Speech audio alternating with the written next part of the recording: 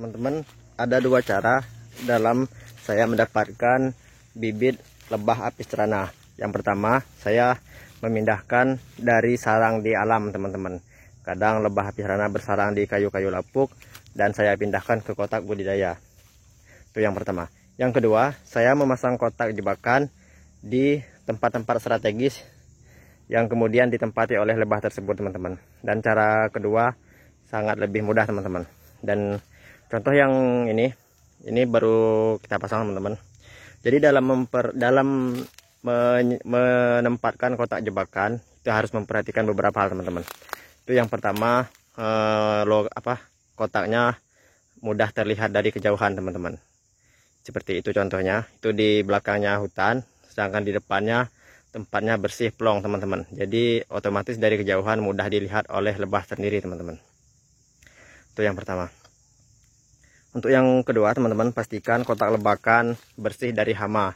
Itu baik dari hama kecoak, hama semut, dan lain-lain. Karena lebah tidak akan menempati kalau ada hama di dalamnya, teman-teman. Jadi pastikan dalam 1 minggu atau beberapa hari kita periksa tidak ada hama di dalamnya, teman-teman.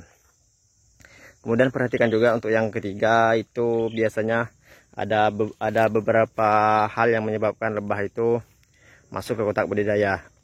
Biasanya lebah lebih sering migrasi atau pindah pada musim penghujan, teman-teman. Seperti sekarang sudah mulai memasuki musim hujan dan biasanya lebah banyak pindah, teman-teman. Tuh.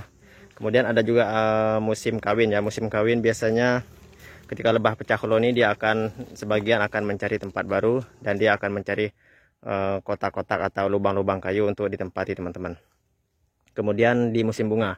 Di musim bunga juga kadang lebah suka migrasi ke tempat yang banyak bunganya, sehingga kalau kita memasang kotak budidaya di tempat tersebut, maka akan ditempati oleh lebah sendiri, teman-teman. Ini baru ya, ini baru kita tempatkan beberapa hari dan sudah ada 1-2 lebah yang survei, teman-teman. Nah, seperti itu. Itu sudah ada yang survei. Biasanya kalau udah ada 1-2 lebah yang mengelilingi kotak tersebut, teman-teman, biasanya tidak lama lagi akan masuk satu koloni, biasanya berdasarkan pengalaman saya. Ini, teman-teman.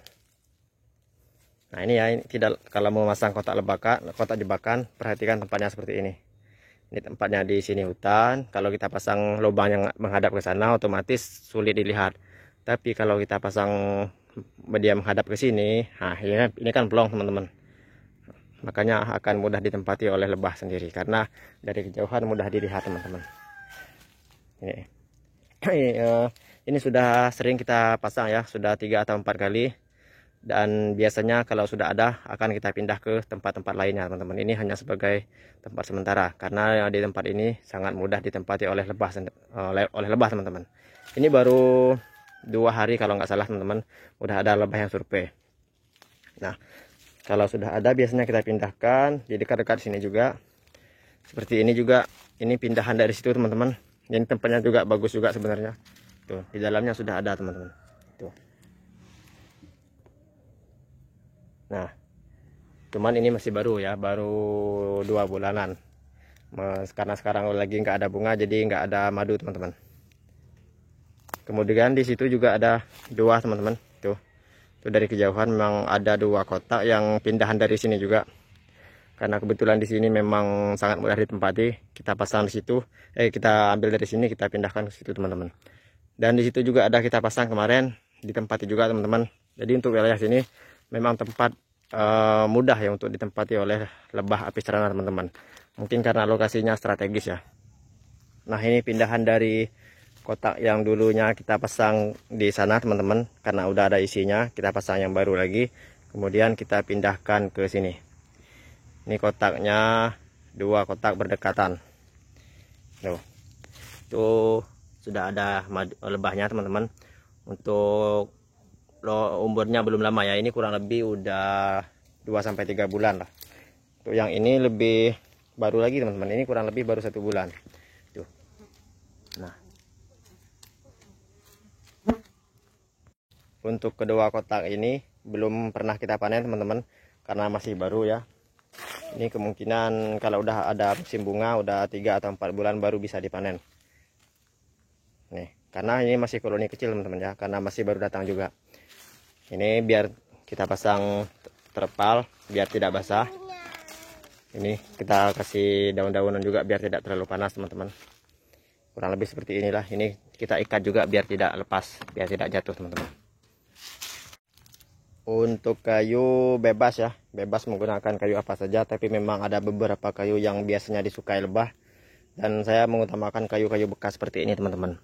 Ini hanyalah limbah dari papan-papan, kita manfaatkan, kita bikin sarang lebah daripada tidak berguna. Nih, papan-papan bekas seperti ini lebah lebih suka teman-teman. Tuh, lebahnya kalau tidak diganggu tidak menyengat ya teman-teman. Nih, lebahnya jinak teman-teman. Tapi kalau kita gangguin sarangnya baru dia menyengat teman-teman. Nih, aman ya. Kecuali kalau kita mau ambil madunya baru kita pakai perlengkapan. Kalau seperti ini aman lah. Nah, kebetulan ada satu kotak yang baru selesai kita bikin dan belum kita pasang teman-teman. Ini kita bikin dari kayu-kayu bekas teman-teman. Nih, berdasarkan pengalaman, kotak dari kayu-kayu bekas akan lebih mudah ditempati oleh lebah teman-teman. Dan kita juga ini ya memanfaatkan limbah yang tersisa.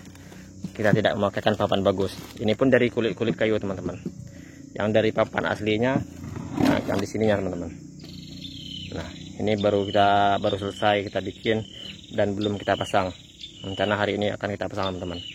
Untuk ukurannya ini 2 jengkal tidak sampai, kurang lebih 35 cm, segi 4 teman-teman. Itu